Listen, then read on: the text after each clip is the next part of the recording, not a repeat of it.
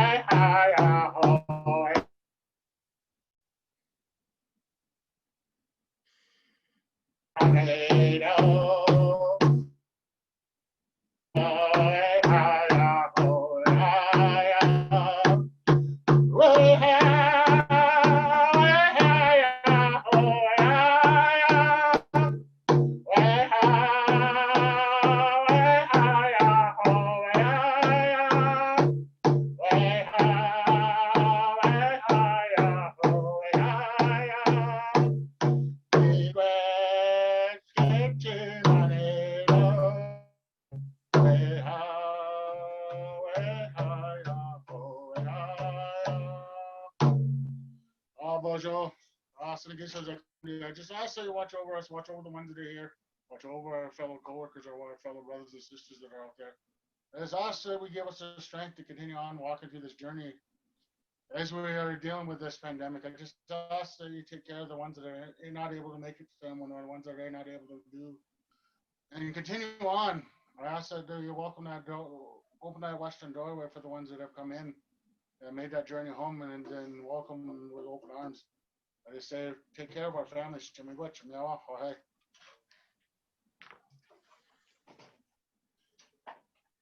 Okay, so as we talked about food sovereignty and stuff like that, I was reading some of the questions. I sit in the territories. My family comes from the territories of the one dish, one spoon treaty, and when that treaty came, it was the Anishnawbe, the Mississaugas, and Haudenosaunee, the Mohawk, Iroquois, the Iroquois Confederation. And they all lived in this beautiful territory that we have up here. They came together and they all came up with that treaty of one dish, one spoon, so that everybody can walk in the same line, walk in the same territory, and live with the same resources that we had here. There's the fishing, the wildlife, the plants, the medicines, and there were signs so that nobody was ever taken too much or given less. Myself, being half Ojibwe, half Mohawk, I've got different teachings from both sides. I grew up in a traditional household. where I got Anishnawbe teachings. I live by the Longhouse. I attend ceremonies on a regular basis, and later in life, I started learning about my Ojibwe side, my Mississauga's nations side teachings, and started picking up stuff like that. And I sit with a lot of the healers in our organization, and all across Canada and across Turtle Island, I've done ceremonies. So sitting with this food sovereignty and talking about the food, it is very big in our community because at times it was almost taken away from us when colonization. So when we talk about it, we talk about it in a good way with the good medicines that come from where all this medicine comes from, because it all comes from plants, and the animals given their lives for us to be able to continue on and survive. So that treaty was because it's a big territory up here, but there's only certain things that grew in certain areas still up in this area.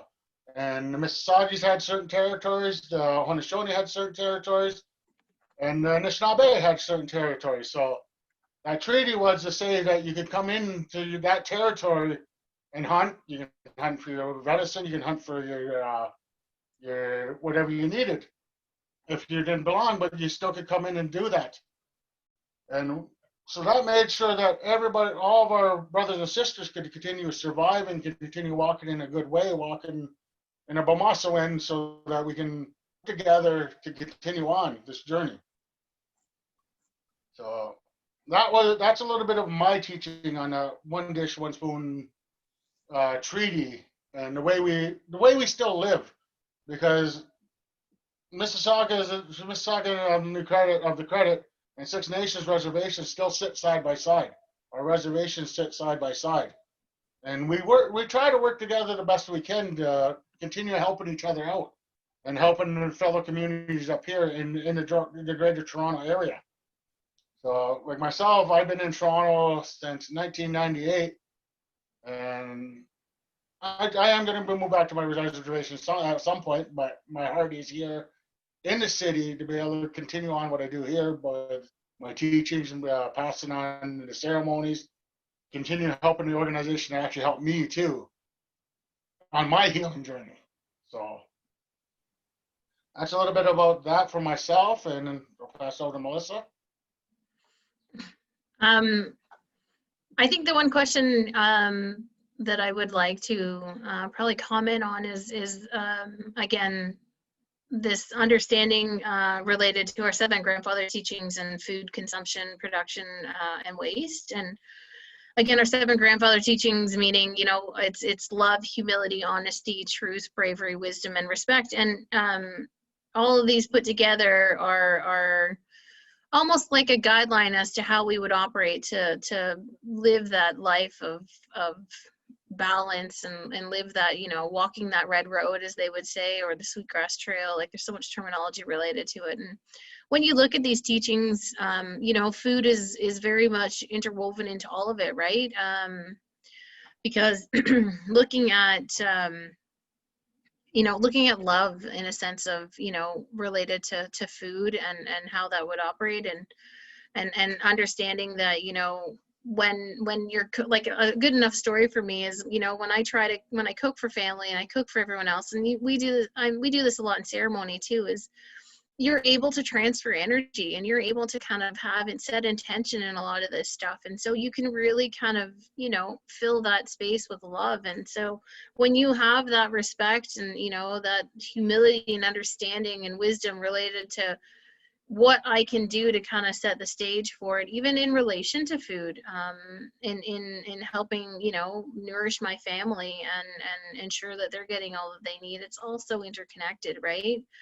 Another way that I can kind of describe, and I would say even with food production or food consumption, is like understanding that, like I'll just use this one example I have, because I have a granola bar here. So again, knowing, a healer has told me before, like, really understanding and being humble about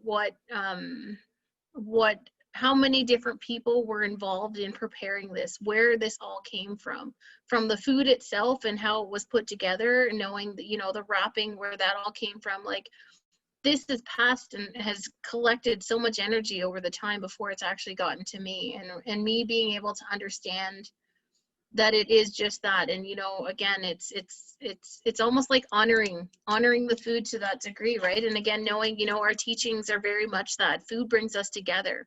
Obviously, currently in our current situation, it's a tougher space for us, and it's been a lot harder, just not being able to come together as we always did. I know, like, especially ceremony, feasting, like food is so involved in our ceremonial stuff as well, because we have to feast ourselves as well as our items and the ancestors and spirit, and a lot of it's done through you know, foods that we think they enjoy. You know, I'm Bear Clan, and so when I do like to feast my clan, I obviously include things like salmon and stuff like that, because I know that that's what the bear enjoys. So really knowing that there's that strong connection to these teachings and the way that we live and the way that we honor food, which again, I think sometimes, you know, today's society, we get very caught and lost. And, you know, I'm sure, you know, being in a big city such as the Toronto area, and that it's so easy to kind of just like mindlessly grab things and not really think about it, not necessarily being present. But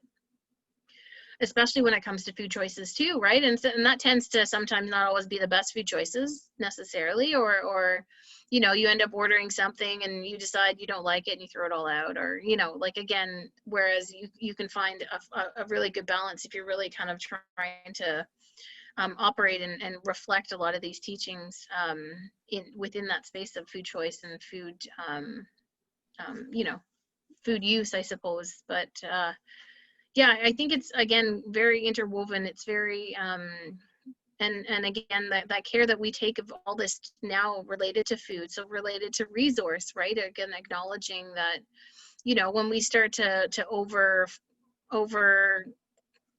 produce or over, you know, take these different medicines or different types of foods from the environment, and we don't have a way of like replacing it afterwards, you just, you know, you end up losing that respect for that space, and then all of a sudden you're going to be without something at some point. And I mean, I think, again, you kind of lost that connection to the land, because again, that's a big piece as well, is that connection to Mother Earth and where that food comes from, right? She is the one. And those animals too, as John spoke about, right? Those animals, you know, when we hunt and stuff like that, the intention is that we would put tobacco out and we would ask for that, you know, for that animal to decide to be there at that perfect time, so that we are able to you know, be able to provide for our family. And so, you know, you have to have that strong connection, because, you know, if you're not that connected to all of it, there is a time that you'll just miss what that connection is intended to be. So, I think it's something that's so interwoven in a lot of our teachings. Like, food, besides nourishing our body, is so important. And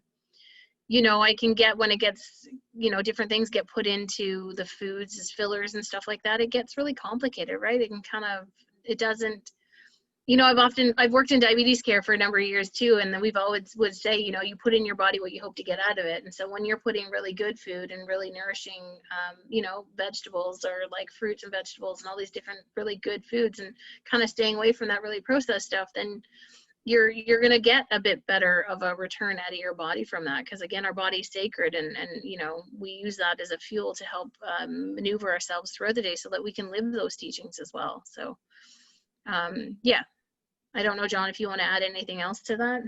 Yeah, I'll talk about like myself as a hunter and a gatherer myself. When I go hunting, the ceremony I do a pipe ceremony beforehand, and I lay my tobacco and ask that animal to give that, like, whatever we're hunting, to be able to provide for my family and my community. And in the Anishnawbe, Haudenosaunee ways, we don't take more than we need. And that was a big thing I had to learn when I started moving to the city, when I started shopping at the grocery stores. I buy more than I needed, and it got me in a bad place at sometimes, because I was wasting stuff and whatnot. And I found that, and I had to start going back to them seven grandfather teachers. And that big one is that respect that sits with that buffalo. Because of that fact, that buffalo gave its life for us. The Anishnawbe people, the Haudenosaunee, that buffalo gave its life for us all the time, so our people could survive. And that buffalo was almost wiped out at one point. to the point of extinction because of greed. And then when I started looking at that myself, I started going into my teachings again. And now, yes, I do a lot of cooking for my family, but I also, and when I have extras, I bring it into work for my coworkers. My coworkers I don't throw any food out at all. My coworkers are bringing in, share, and like Melissa was saying with ceremony, the biggest part of our ceremonies is that feast, is that ending of that ceremony, because we have to feed our ancestors, our spirits, all them helpers that have come to help us through that ceremony, because it's an enduring time during that time when we do them ceremonies. So feeding ourselves, and when we look at that medicine wheel, the mind, body, spirit, and emotions, that's what we got our body by that, like our healing journey. And yeah, we can all eat healthy and that whatnot, but it's also you got to work on everything else too, be able to continue that. And that was the biggest thing I had to learn with my diabetes, because I live with diabetes myself. So living with that and learning that it's been a struggle for me over the years, but I'm slowly getting it under control. I'm going back to my old ways where I'm only eating certain things. I've changed my diet around and eating healthier choices. So I'm going to lead into the last question with the traditional teachings and stuff. Is me being a Haudenosaunee member from the Iroquois Confederations, we have a teaching about it's called the Three Sisters: the bean, the squash, and the corn.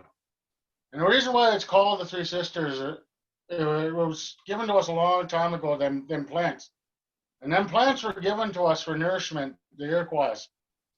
And the way they were grown is the teaching that goes behind it. Is the beans were grown, the corn was grown first, so that the beans had a place to grow. The beans could grow up top and around, so they continued growing as high as they could, so that we had more food. And the corn was there as that strength, that support. And then that squash covered the ground, and leaves from that squash covered the ground and protected that nourishment of that soil, so that the plants could grow all together. So in the Haudenosaunee, during a lot of our ceremonies, especially the fall ceremony when it's our time of gathering, that's a soup that we make that we honor them three sisters, them plants, to honor them for giving us that. Because each plant, animal, tree, wind, anything has a spirit, and we have to honor and give thanks to that. We're given, because even when we take a plant, they're giving their life to us for our family to continue on this journey, for the two-legged to continue on. Like when animal gives its life.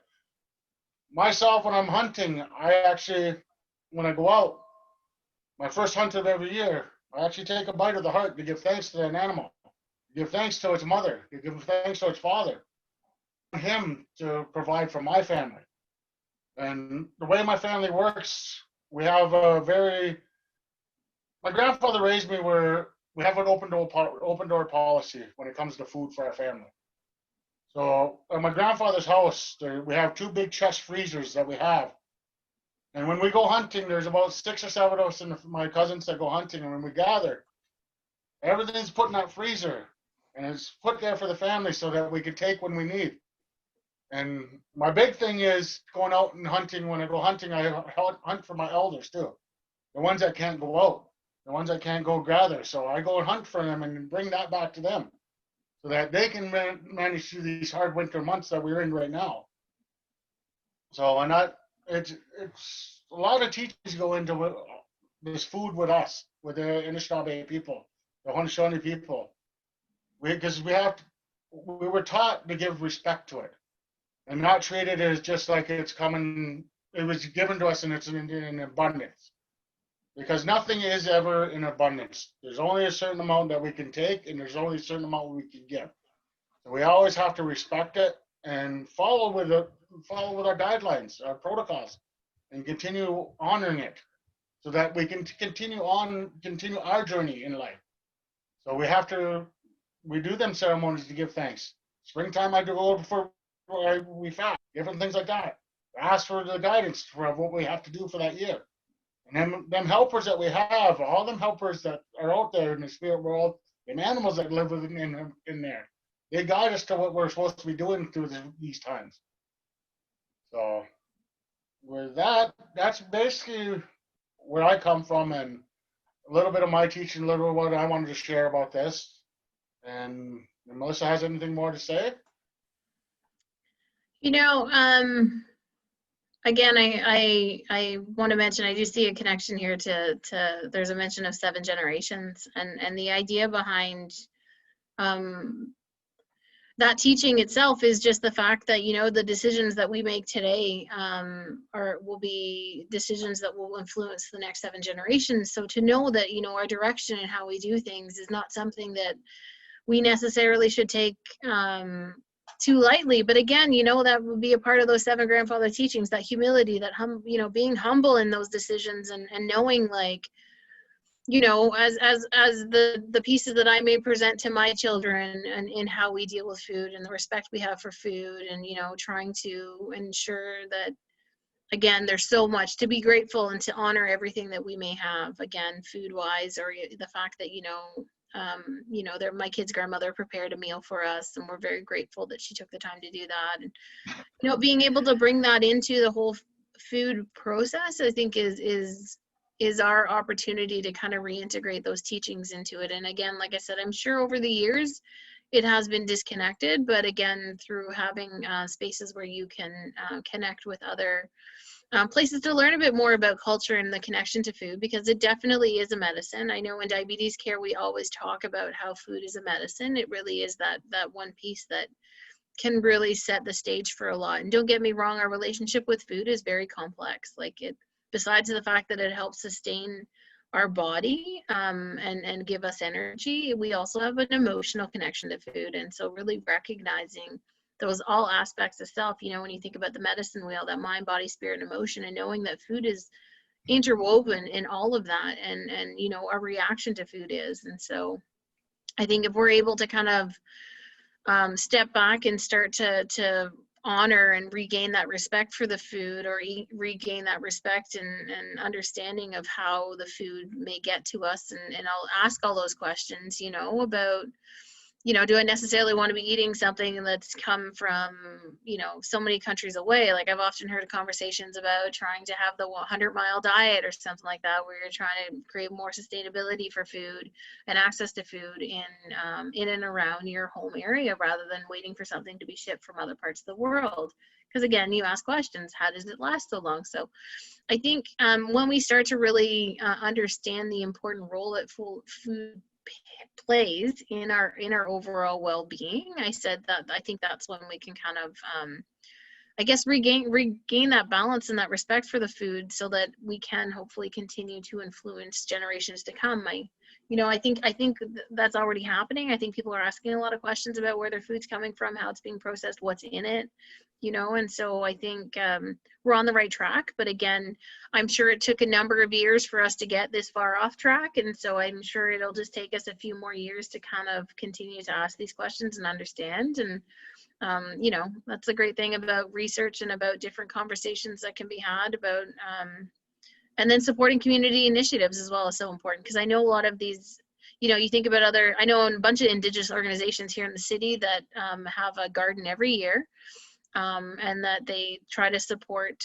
the community that live in and around the area, or they try to support our Indigenous community in supporting that. So and I'm sure it's same thing happens on the reserves as well, as again trying to support the sustainable food access, because, you know, especially depending on where in this country, because northern areas, they tend to pay a lot. And I mean, I have family that live an hour and a half outside of Winnipeg, and you wouldn't think it would cost them that much, but I mean, the food is actually pretty high up there. Like, a jug of milk is like $12, whereas if they just drive an hour and a half to the city, they can get it for $6, right? So knowing, again, you're always constantly trying to figure out these ways to create a better, stronger relationship and access to these foods that we need to help nourish our bodies, as we all deserve it, right? We all deserve it.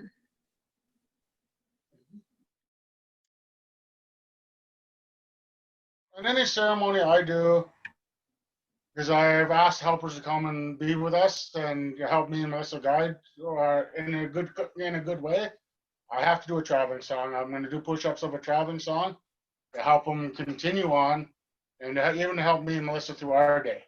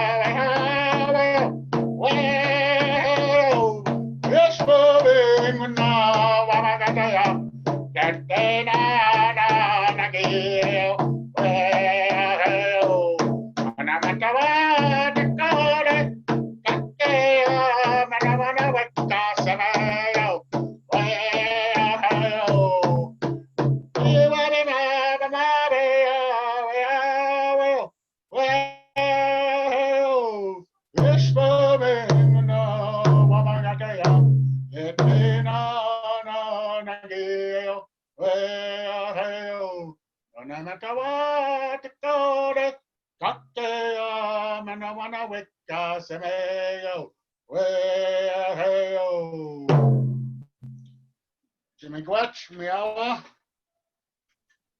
we'd like to say thank you for allowing us to take part in your space, and we welcome you back anytime if you need any advice, chat, anything like that. We're both always available.